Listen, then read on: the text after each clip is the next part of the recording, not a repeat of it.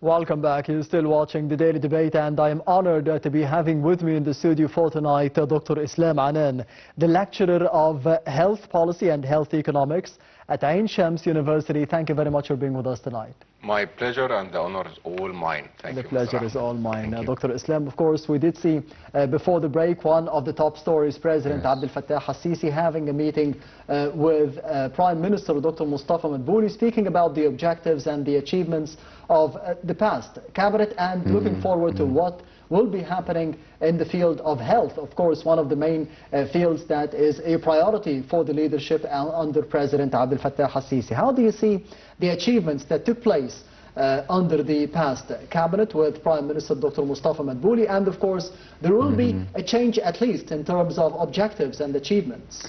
Yeah, that's a very good start. If we can talk about the continuation of the vision, because in the previous 10 years we've been focusing on establishing a good and effective healthcare system that actually works.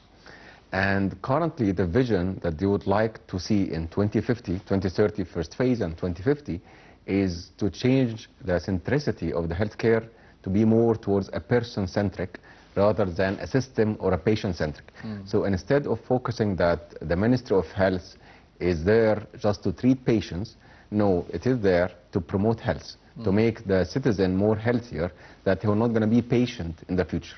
So most of the strategies and the vision currently implemented and currently in place is how to prevent diseases, how to mitigate the risk of all the risk factors during adolescence and childhood, to be able to have a healthy adult who's actually with less non-communicable diseases. We are one of the most countries with number of patients with diabetes, with hypertension.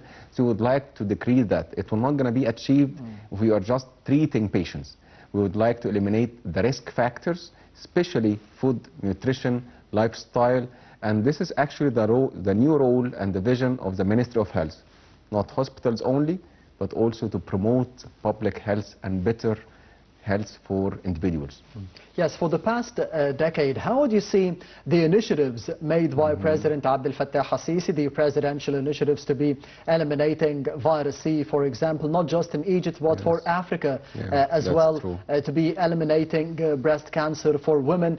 Those initiatives by President Abdel Fattah al-Sisi, do you think that there is a chance that they will be continuing for the upcoming decade as well in the new tenure? Since the launch of the presidential initiatives for public health at 2018, that was actually the main thing that we are actually open the discussion with, the bridging between how to decrease the disease itself and to prevent diseases in the future. The prevention of virus C and the elimination of virus C, the main objective is to make Egypt free of the virus. And this will pave the road that we don't have, for example, hepatic cancer. We're not going to be having all the hazards and the complications of hepatitis C. We'll be having more productivity because most of the hepatitis C patients are less or not at all productive. So this will be the bridge from having presidential initiative for patients till we do have, for example, a presidential initiative for public health prevention like smoking cessation, for example. This is not a disease, but it will be a risk factor that will prevent and eliminate in the future, hopefully, lung cancer, for example, COPD, asthma, and decreasing the carbon footprint and having more green country. So yes, it will continue. It is the vision of the country to continue with the public health initiative. The presidential initiative will continue till we do have an umbrella with a reimbursement insurance system covering 100% of the Egyptians. And when we achieve that, the presidential initiative will be just a built-in function in the system. We don't need to have it a separate department as a public health. It will be within the system itself, and it's expected to be like that in 2032, inshallah. Yes, Dr. Islam Anan, allow me to be going to the first break of the Daily Debate for tonight, and we'll be returning once again to you, so stay tuned.